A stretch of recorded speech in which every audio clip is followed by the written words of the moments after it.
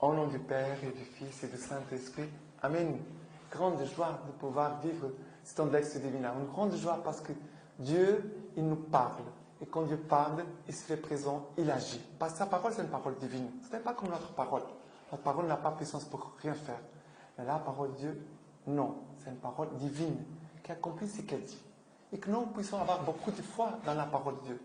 Vraiment, nous voulons écouter l'Esprit Saint aussi, qu'il vienne nous parler par la parole de Dieu, mais aussi que la Vierge Marie, notre Mère, intercède pour nous, pour que cette parole puisse vraiment faire son travail en profondeur dans notre âme, dans notre vie, dans notre histoire. Alors, la première lecture d'aujourd'hui, c'est Ésaïe 58, versets 1 à 9. Crie à pleine gorge, ne te retiens pas, comme le corps élève la voix, annonce à mon peuple ses crimes, à la maison de Jacob ses péchés.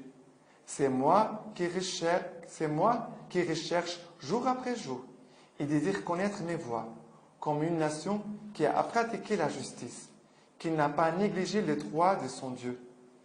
Ils s'en forment près de moi des lois justes et désirent être proches de Dieu. Pourquoi avons-nous jeûné sans que tu le vois? Nous sommes-nous mortifiés sans que tu le saches? C'est qu'au jour où vous jeûnez, vous traitez des affaires et vous opprimez tous vos ouvriers.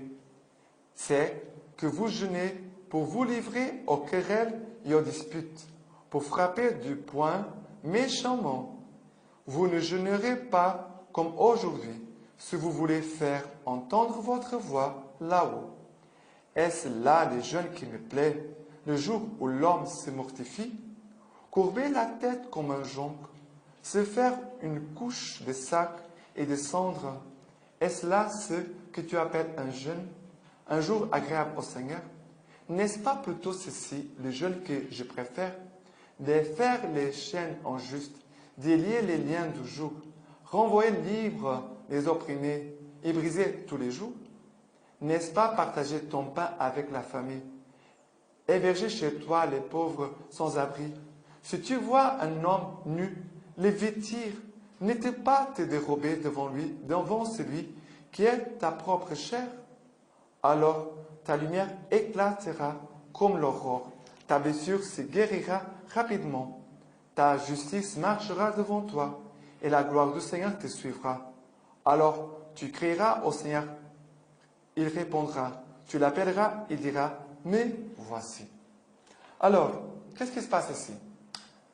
Ici, on dirait que quand on écoute ce passage d'Ésaïe, on dirait que c'est positif. Il désire être proche de Dieu, il désire connaître mes voies, voilà. Mais, qu'est-ce qui se passe? Dieu dit, crie à pleine gorge, ne te retiens pas. Élève la voix, annonce à mon peuple ses crimes, à la maison de Jacob ses péchés. Annonce ses crimes, ses péchés. Mais on dirait que le peuple, il fait bien les choses parce qu'il désire connaître la voix du Seigneur, il veut être proche de Dieu. Mais ce n'est pas vrai. Ce n'est pas vrai. Vous savez, il veut être proche de Dieu parce que Dieu va me bénir, Dieu va me protéger, rien de mal va m'arriver. Mais ils ne vivent pas la foi. Ils ne vivent pas vraiment le commandement de Dieu. Ils ne vivent pas l'amour de Dieu. Et le Seigneur va dire, mais c'est cela que vous appelez le jeûne. Ça veut dire que vous allez opprimer vos ouvriers. Vous vous livrez aux querelles et aux disputes. Vous allez jeûner et vous traitez des affaires. C'est contradictoire, ça veut dire. Si tu es en train de jeûner, c'est une attitude de mortification, de pénitence, aussi d'offrande à Dieu et aux autres. Vous savez, le jeûne, c'est pour l'amour. Le jeûne, ce n'est pas pour dire que je suis fort. Non, c'est pour dire, je suis en train de faire une pénitence, un sacrifice, de me mortifier pour plaire à Dieu et aimer mes frères et sœurs. Mais la vie, c'est le contraire. Ils vont gagner de l'argent, ils vont opprimer les pauvres, les fragiles, ils vont entrer dans les querelles, les disputes. Alors Dieu dit, ce jeûne, je n'aime pas. Quel est le jeûne que Dieu aime? Et c'est Dieu lui-même qui nous donne la réponse. Le jeûne que je préfère, dit le Seigneur, de faire les chaînes injustes, de lier les liens de joug, renvoyer libre les opprimés et briser tous les jougs. N'est-ce pas partager ton pain avec la famille, héberger chez toi les pauvres sans abri, habiller celui qui est nu? Comment tu vas te dérober devant celui qui est ta propre chair? David, comment aimer Dieu et tu n'aimes pas ton frère? Et Dieu va dire, regardez, Dieu va même dire, ces jeûnes, ça me plaît. Jeûner comme ça me plaît. Mais Dieu va dire encore quelque chose de plus fort. Si tu les fais, si tu vis les jeûnes comme ça, c'est plus exigeant en fait. C'est plus exigeant. C'est ce que Dieu est en train de demander. Dis, mais si tu les fais, alors ta lumière éclatera comme l'aurore. Tu ne seras pas dans les ténèbres, dans l'obscurité. Non. Ta lumière brillera comme l'aurore. Ta blessure va être guérie. Rapidement. La justice marchera devant toi. La gloire du Seigneur te suivra. Alors tu crieras et le Seigneur va te répondre. Mais voici, je suis là. Près de toi. Je suis avec toi. Tu n'es pas seul. Je suis là avec toi. C'est très beau d'écouter le Seigneur. Lui-même comme un Père qui nous apprend. Comme jeûner, les fruits d'un bon jeûne, Dieu nous montre déjà les fruits. Ok, voilà. Maintenant, c'est le psaume. Le psaume d'aujourd'hui. Pardon, le psaume. C'est le psaume 51. Psaume 51. Pitié pour moi, Dieu, en ta bonté. En ta grande tendresse, efface mon péché. Lave-moi tout entier de mon mal. Et de ma faute, purifie-moi. Car mon péché, moi, je le connais. Ma faute est devant moi sans relâche. Contre toi et toi seul j'ai péché. Ce qui est mal à tes yeux, je l'ai fait. Car tu ne prends aucun plaisir au sacrifice. Un holocauste, tu n'en veux pas.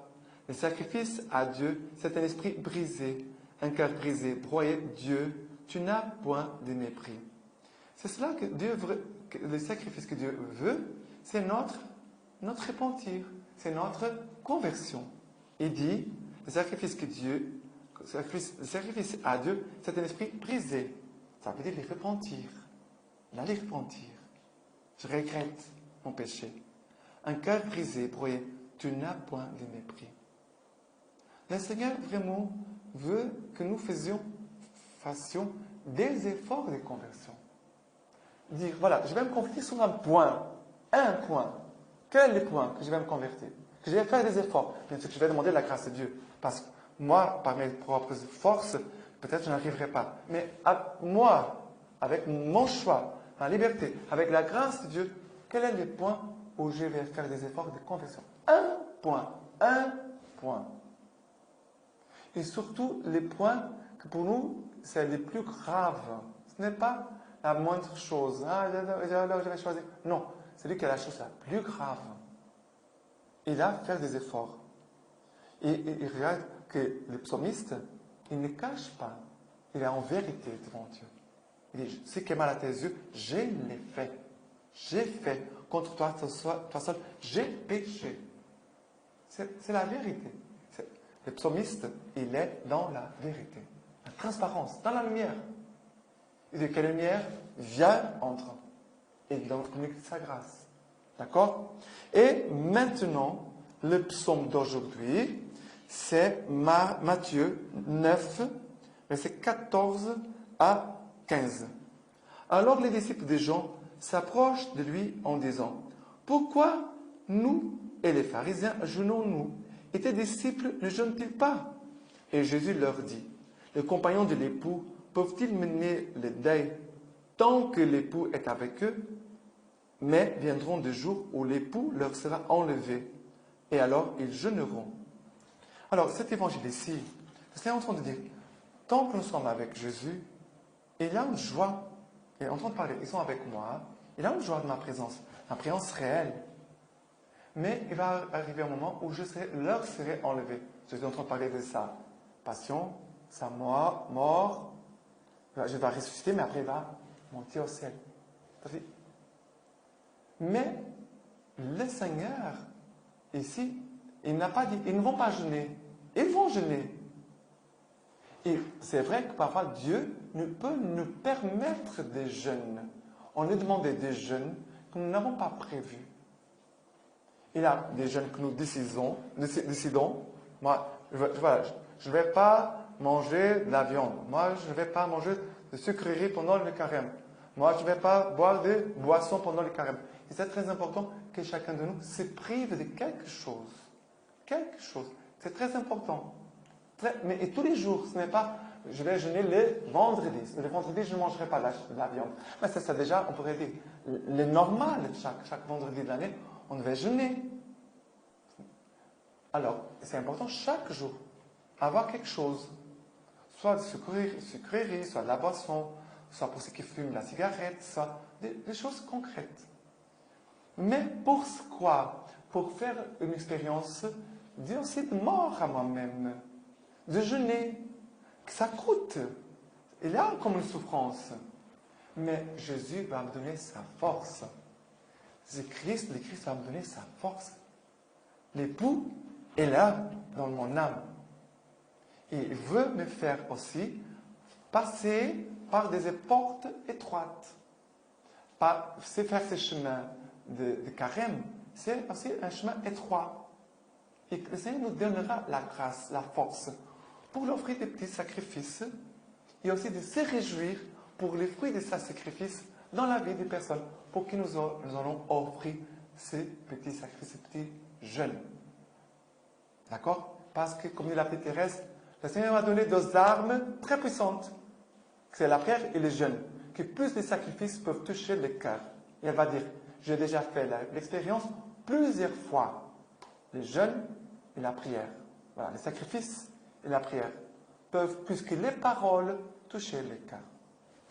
Voilà, le Seigneur veut nous aider à faire avancer son royaume en nous et aussi dans les cœurs de ceux qui sont autour de nous. Maintenant, la lecture patristique de ce vendredi 19 février. Homélie du IVe siècle, la prière est la lumière de l'âme. Le bien suprême, c'est la prière, l'entretien familier avec Dieu. Elle est communication avec Dieu et union avec lui. De même que les yeux du corps sont éclairés. Quand il voit la lumière, ainsi l'âme tendue vers Dieu est illuminée par son inexprimable lumière. La prière n'est donc pas l'effet d'une attitude extérieure, mais elle vient du cœur. Elle ne se limite pas à des heures ou à des moments déterminés, mais elle déploie son activité sans relâche, nuit et jour. En effet, il ne convient pas seulement que la pensée se porte rapidement vers Dieu lorsqu'elle s'applique à la prière. Il faut aussi, même lorsqu'elle est absorbée par d'autres occupations, comme les soins des pauvres ou d'autres soucis de bienfaisance, émêler les désirs et les souvenirs de Dieu, afin que tout demeure comme une nourriture très savoureuse, assaisonnée par l'amour de Dieu, à offrir au Seigneur de l'univers. Une telle prière, si Dieu en fait la grâce à quelqu'un, est pour lui une richesse inaliénable, un aliment céleste qui rassasie l'âme. C'est lui qui la goûte et saisi pour le Seigneur d'un désir éternel, comme d'un feu dévorant qui embrase son cœur. Lorsque tu la pratiques dans sa pureté originelle, orne ta maison de douceur et d'humilité. Illumine-la par la justice. Orne-la de bonnes actions comme d'un revêtement précieux. Décore ta maison au lieu de pierres, de tailles et de mosaïques par la foi et la patience. Au-dessus de tout cela, place la prière au sommet de l'édifice pour porter ta maison à son achèvement. Ainsi, tu te prépareras pour le Seigneur comme une demeure parfaite. Tu pourras y accueillir comme dans un palais royal et resplendissant, toi qui, par la grâce, les possèdes déjà dans le temple de ton âme. Tu les possèdes, Dieu, déjà dans le temple de ton âme. C'est magnifique, très beau, par la prière. Que le Seigneur vous bénisse et vous garde, aussi par l'intercession de la Vierge Marie, lui qui est Père, Fils et Saint-Esprit. Amen.